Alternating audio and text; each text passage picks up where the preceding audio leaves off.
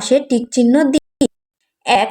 বাড়িতে কোনো বিপদ হলে কারা সবার আগে এগিয়ে আসেন? সঠিক উত্তর হবে খ, প্রতিবেশী। 2 নাম্বার, সাহায্য পেতে দ্রুত যোগাযোগ করার জন্য কোন নম্বরটি চালু রয়েছে? সঠিক উত্তর হবে ঘ, 999। 3. বাদামের খোসা, চিপসের খালি প্যাকেট, ঠোঙ্গা ইত্যাদি কোথায় ফেলবো? সঠিক উত্তর হবে গ, ডাস্টবিনে। খ, সঠিক শব্দ দিয়ে শূন্যস্থান পূরণ করি। 1. পরিবার আমাদের সবচেয়ে ড্যাশ আশ্রয়স্থল। 2. পরিচ্ছন্ন ড্যাশ স্বাস্থ্যকর। 3. পরিবারের কেউ অসুস্থ হলে ড্যাশ করব। 4. পরিবারের ড্যাশ সদস্যরা আমাদের অনেক স্নেহ করেন। তাহলে চলো আমরা উত্তরগুলো দেখে নিই। খ নং প্রশ্নের উত্তর। 1. পরিবার আমাদের সবচেয়ে ড্যাশ আশ্রয়স্থল। পরিবার আমাদের সবচেয়ে নিরাপদ আশ্রয়স্থল। 2. পরিচ্ছন্ন ড্যাশ স্বাস্থ্যকর। 2. পরিচ্ছন্ন পরিবেশ স্বাস্থ্যকর। 3. পরিবারের কেউ অসুস্থ হলে ড্যাশ করব। পরিবারের কেউ অসুস্থ হলে সেবা করব। 4. পরিবারের ড্যাশ সদস্যরা আমাদের অনেক স্নেহ করেন। পরিবারের বড় সদস্যরা আমাদের অনেক স্নেহ করেন। এখানে খ নাম্বার শেষ হয়ে গেল। চলো এখন গ নাম্বারে কি আছে সেটা আমরা দেখে নিই। ক শেষ, এখন নাম্বার গ। বাম পাশের সাথে ডান পাশের মিল করি। বাম পাশে কি কি দেওয়া আছে? ফায়ার সার্ভিস, অ্যাম্বুলেন্স, পুলিশি সেবা। ডান পাশে আছে অসুস্থ ব্যক্তিকে হাসপাতালে নিতে সহায়তা করে, আইনি সহায়তা প্রদান করে, আগুন নেভাতে সহায়তা করে। তো প্রথমেই আছে ফায়ার সার্ভিস। ফায়ার সার্ভিস কি করে? আগুন নেভাতে সাহায্য করে। তাহলে কি হবে? ফায়ার সার্ভিস আগুন নেভাতে সহায়তা করে। অ্যাম্বুলেন্স অসুস্থ ব্যক্তিকে হাসপাতালে নিতে সহায়তা করে। পুলিশি সেবা আইনি সহায়তা প্রদান করে। আমি আবার পড়ে শোনাচ্ছি।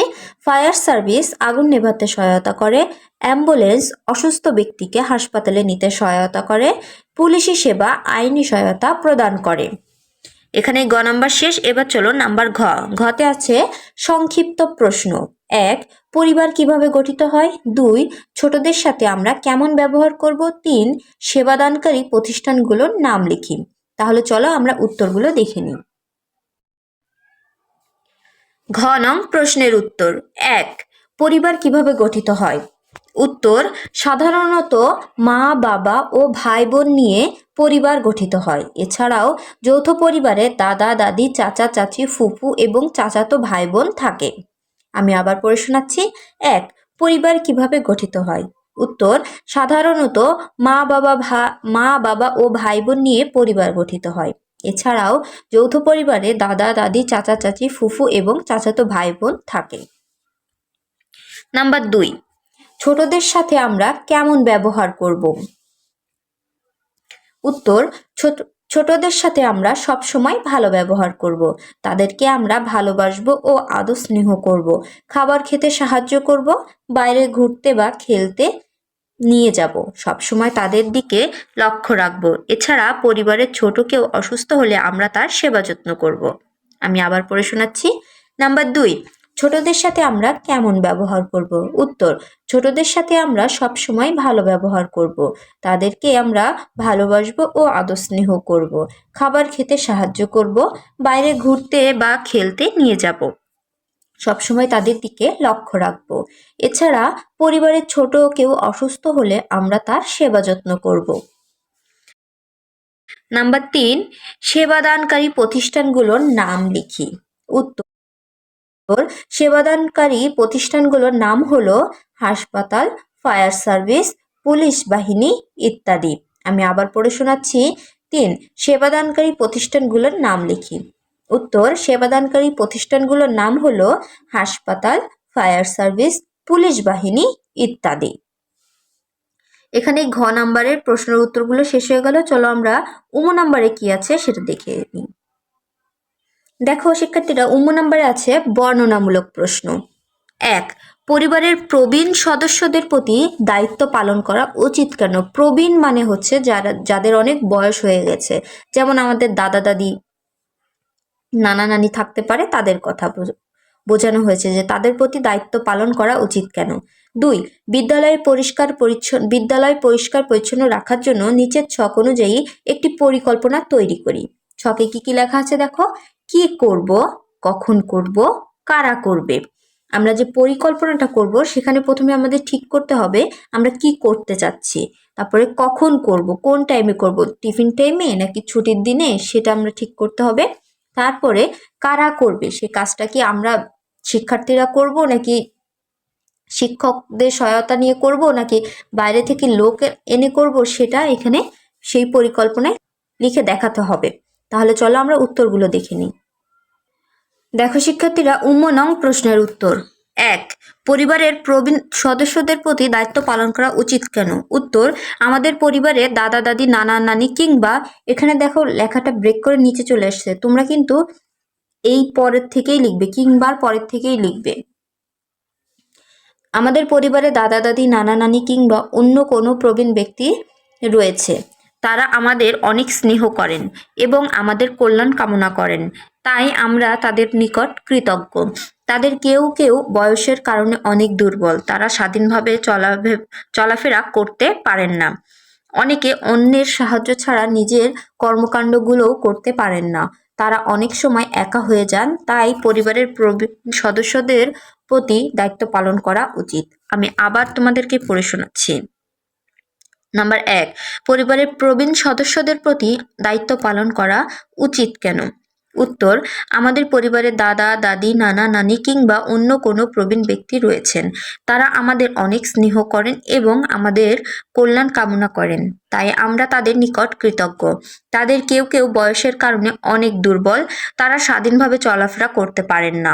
অনেকে অন্যের সাহায্য ছাড়া নিজের কাজকর্মগুলোও করতে পারেন না, তারা অনেক সময় একা হয়ে যান, তাই পরিবারের প্রবীণ সদস্যদের প্রতি দায়িত্ব পালন করা উচিত। এবার আমরা পরবর্তী প্রশ্নে চলে যাই, চলো। 2, বিদ্যালয়ে পরিষ্কার পরিচ্ছন্ন রাখার জন্য নিচের ছক অনুযায়ী একটি পরিকল্পনা তৈরি করি। এই দেখো, এই ছকটা ছিল। উত্তর, বিদ্যালয় পরিষ্কার পরিচ্ছন্ন রাখার জন্য উপরের ছক অনুযায়ী একটি পরিকল্পনা তৈরি করা হলো। দেখো, কি করব, কখন করব, কারা করব। কি করব আগে আমরা সেটা ঠিক করব। প্রথমে কি লিখেছি আমি, বিদ্যালয়ের চারপাশের ঝোপঝাড় ও আগাছা পরিষ্কার করব। এটা আমরা কখন করব, যে কোনো সাপ্তাহিক ছুটির দিনে। কারা করবে, শ্রেণী শিক্ষকের সহায়তায় ক্লাসের ছোট বড় সবাই। তারপর আমি লিখেছি, বিদ্যালয়ের সামনে ও পেছনের রাস্তাঘাট ও খেলার মাঠ পরিষ্কার করব। কখন করব, যে কোনো সাপ্তাহিক ছুটির দিনে।